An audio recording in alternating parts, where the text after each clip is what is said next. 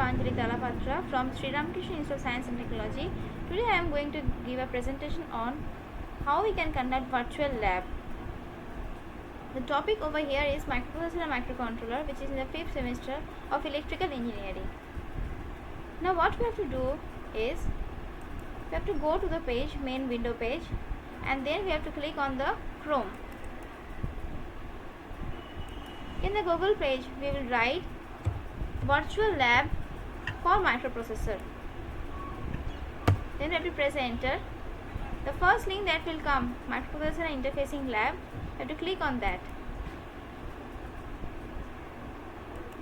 After that we can see there are many programs in this page, but as is an introductory video, we are going to start from the first program, that is addition of two 8-bit numbers. As we can see in the left hand side, there are many points. First is the aim. Here is the aim of the program and what we have to do. Next comes the introduction. We are going to read this introduction briefly. What is 8085, what are the signals that have used, the various operations that 8085 can do, what are the steps involved to fetch a byte in 8085, what are the various types of 8085 signals, the instruction cycle, and how many machine cycles it has. 8085 has 7 machine cycles. They are output fetch, memory read, memory write, input output read, input output write, interrupt acknowledge, and bus idle. And here are some of the brief categories of the instructions that have been used in 8085. This is all about the introduction page. Here is given about the various types of addressing mode. We are going to scroll up. Then comes the theory. In the theory part, the various instructions that have been used are shown over here with a proper explanation. Below we can see, after scrolling down, we can see there is a flow chart. What we are going to do, we are going to start the program. We are going to initialize the memory register by loading the content in HL register pair. We know that H and L together act as a pair. Now the next step is to load the first number into accumulator and increment the HL pair for the next number. Now in the accumulator the first number is already present.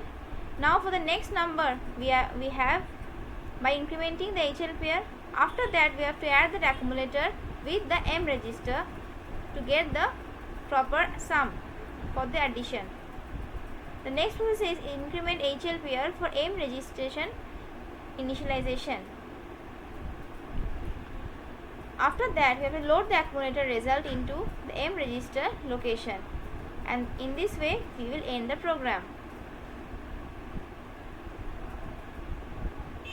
The first flowchart is about addition of two 8-bit numbers without any carry.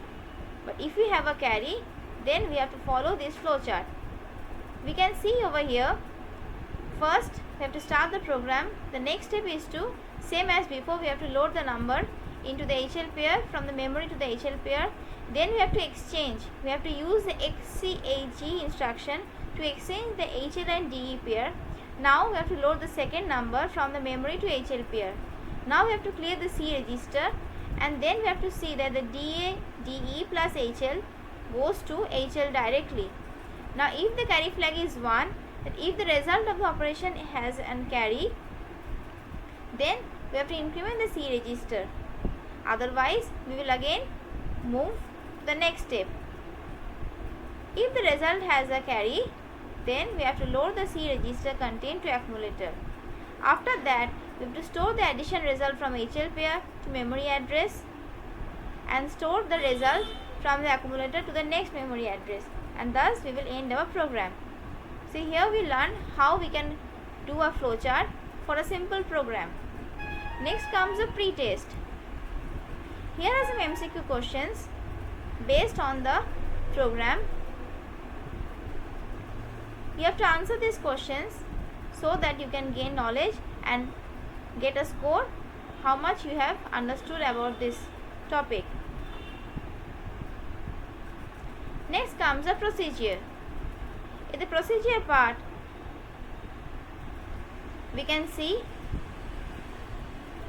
list of steps have given. What we have to do, we have to download the microprocessor simulator and Java to run the program. Okay, and after running the program, we have to write the program code on editor file window. After that, we have to input the data at the specified memory array and then click on the option assemble for simulation. After we have given the starting address of the program, we have to click on the simulate option. Next, the entire code of simulation will start and it will run by step by step. After that, execution of the results can be checked through the register, memory and device environment window. Now we have to note down the arbitrary register and the memory content value for verification of result. For instruction and any other details, we can click on the help section. Here is a window which will come and we have to write our program over here. This is the table for hex code.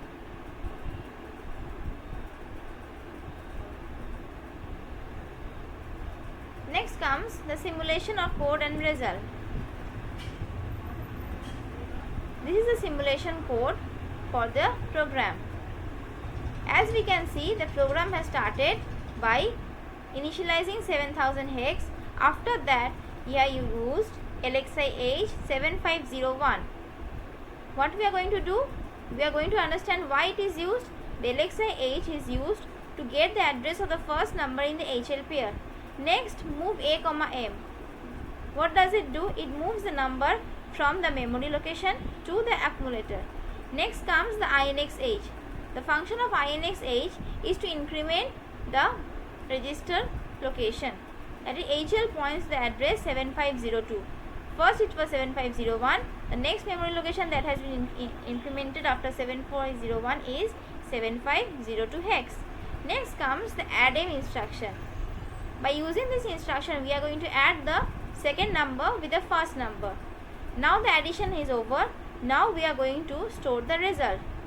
For storing the result, we need another memory location. For that, we have to increment again the HL register pair memory location. Now in this instruction, it points to 7503 hex. Now the next instruction is move M, A.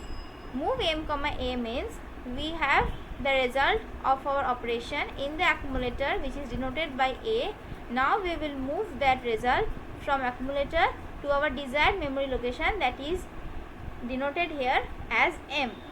After that, we have used an interrupt, software interrupt RST1, to terminate our program.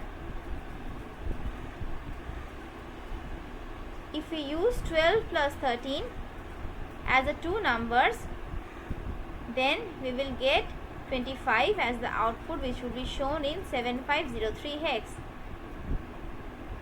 This is a window what will look like. Here are the starting address of the program. We know our program gets stored in some address which are called the starting address, and some address are different from that where we use in our program. These are called the program address. We should always remember that the starting address and the program address should not be same. They will be different. So the program has started from 7000 hex, as it is initialized as 7000 hex over here. The program has started from 7000, then and it has ended on 7008. Now, why there is a gap? We know that LXI A 7501 hex, this instruction is a 3-byte instruction. For 3-byte instruction, 3 memory locations have been allocated. So 7000, 7001 and 2 are reserved for LXI A 7501. Now the first hex code 21 is for LXI H, and as we know, we will divide the 16-bit address into two parts, the lower part and the upper part. The lower part stands for the lower order and the next part stands for the higher order. So we have divided this address 7501 as 01 and 75. Here we have written it is 3 bytes, and number of machine cycles it requires is 3, and number of T states are 10. Next comes the next instruction, move A, M.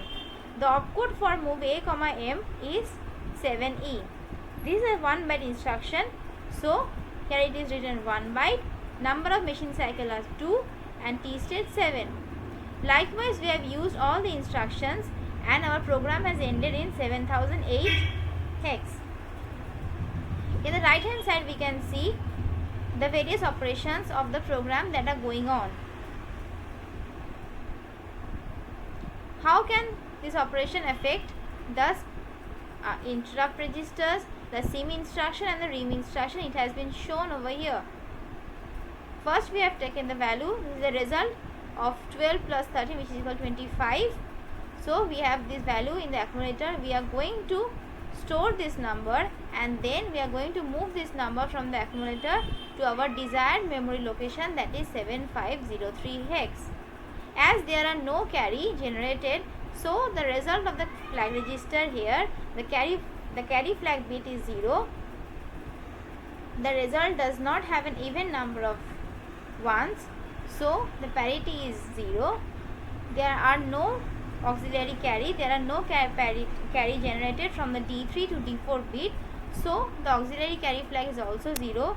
As the result is positive, so the sign flag is also 0, and the result do not have all zeros in it, so the 0 flag is also 0. This is the result of the flag register from the value 25. The value that we have get after adding 12 and 13 is 25. This result is reflected in the flag register as this. Here some datas are given. What are these? The value of the stack pointer, the memory pointer HL which have been used in the program. This is our final memory location where we will see our output. The value of this program status word, program counters, clock cycle counter and the instruction counter. Here comes the sim and rem instruction format, the bit pattern, the how this has affected. As this is a simple program, there are no interruption, no serial transmission, no masking, so all the bits in the sim and rem instructions are 0. If we need to convert our result from hexadecimal to decimal or binary, we can use it over here. And this is a simple program, there is no requirement of any conversion.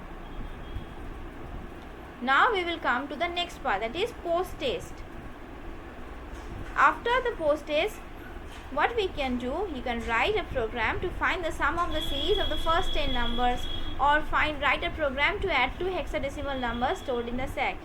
This is the homework types where you can do your own assignments. This is all. Now next come the reference part. You can, if you have any problem, you can have this look on these websites. Now this is all for today. Looking forward our next video.